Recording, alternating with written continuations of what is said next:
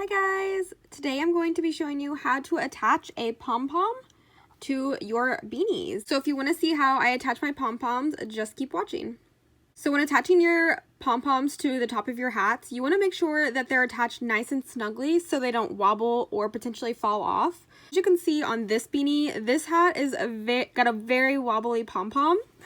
This is one of the very first hats I ever knitted, and I didn't know how to attach my pom-poms, so you can see this one is extremely wobbly, whereas a beanie that's attached well does not wobble at all. It's nice and secure on there, it's not going to go anywhere, and it looks very nice on the top of the hat, whereas you can see this one kind of looks a little bit awkward.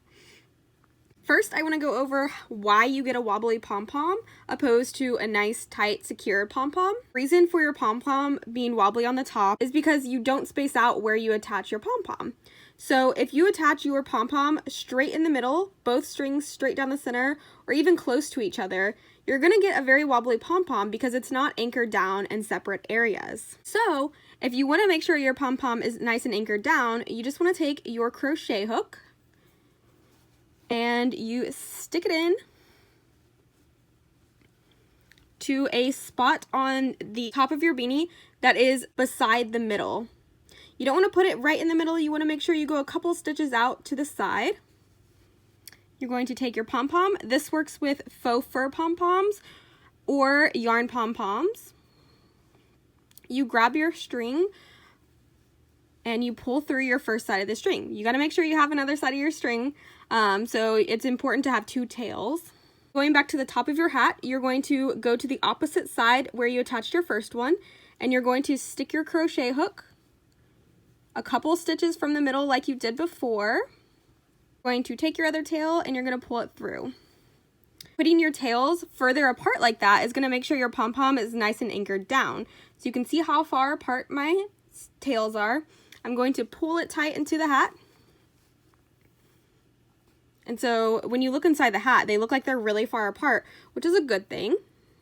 And then you're just going to tie it into a double knot.